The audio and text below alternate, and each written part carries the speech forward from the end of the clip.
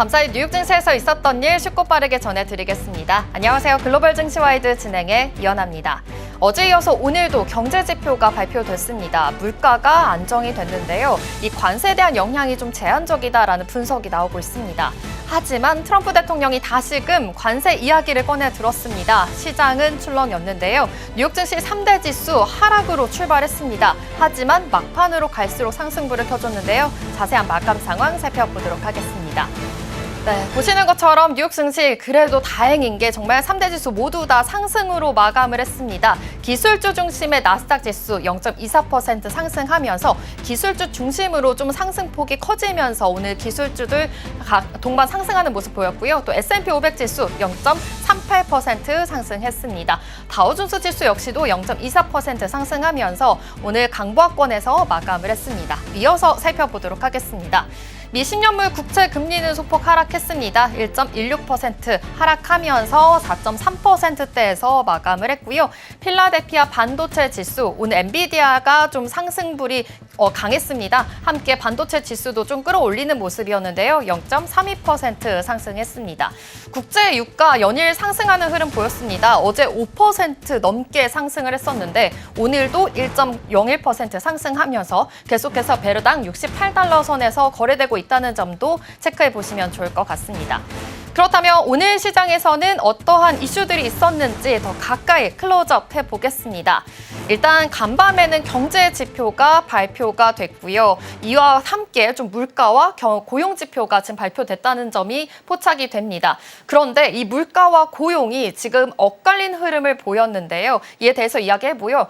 관세가 그렇다면 좀 이 영향이 제한적이다라는 이야기도 나오고 있습니다. 그랬는데 트럼프 대통령이 바로 이 자동차에 대해서 계속해서 지금 걸고 있다라는 점까지 확인해 볼 수가 있었는데요. 자세한 이야기 나눠보도록 하겠습니다. 일단 물가와 고용 지표가 엇갈렸죠. 지난달 생산자 물가지수 PPI가 전월 대비 0.1% 오르는 데 그쳤습니다. 시장 예상치인 0.2%를 하회했는데요. 이 도매 물가로 불리는 PPI 상승률은 4개월 연속으로 둔화 흐름을 이어가고 있습니다. 이 관세 여파는 제한적인 수준으로 나타났고요. 어제 발표된 5월 소비자 물가지수 이 CPI도 전년 동기 대비해서 2.4% 올랐습니다. 역시 예상치를 하회한 수치입니다.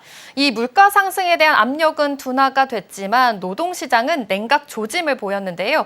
최소 2주 이상 실업수당은 청구하는 계속 실업수당 청구 건수는요. 주간 159만 6천 건으로 집계가 됐습니다.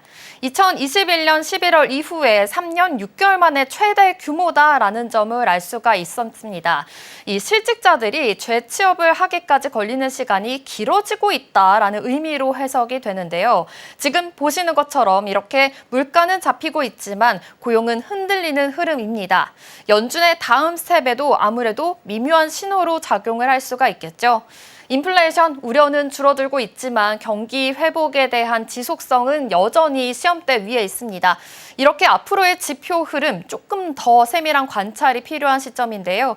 앞으로도 계속해서 이걸 보면서 지금 이 금리 인하까지 과연 이어질 수 있을지도 주목을 해보셔야 될 것 같습니다. 그렇다면 이 관세에 대해서 영향이 제한적이다라는 이슈와 함께 트럼프 대통령이 다시금 자동차 관세에 대해서 이야기를 꺼내 들었습니다. 이 자동차 관세를 곧 인상할 수 있다라고 경고를 한 건데요. 지난 4월 3일이었죠. 이 외국산 자동차에 대해서 25% 품목별 관세를 부과했습니다.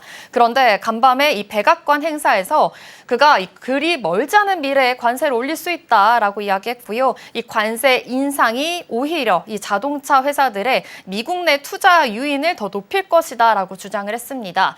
실제로 트럼프가 미국 내에서 투자 사례를 언급을 더 하기도 했습니다.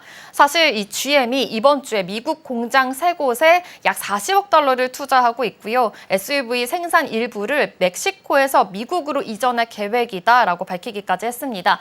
사실 이 GM과 포드, 스텔란티스 이런 자동차 관세 인상 소식으로 인해서 모두 다 하락한 점 확인해 볼 수가 있었는데요. 1.2%, 1.8% 내에서 계속해서 하락하는 흐름 가졌다는 점도 파악해 보시기 바랍니다. 그리고 또 지난 3월에 발표된 현대차 자동차의 이 철강 공장 건립과 210억 달러 규모 투자도 관세 덕분이다라고 이야기를 했는데요. 트럼프 대통령은 이 관세가 없었다면 이 10센트도 투자하지 않았을 것이다 하면서 단언을 하면서 오히려 조금 더 나는 잘했어라는 표현을 하기도 했습니다.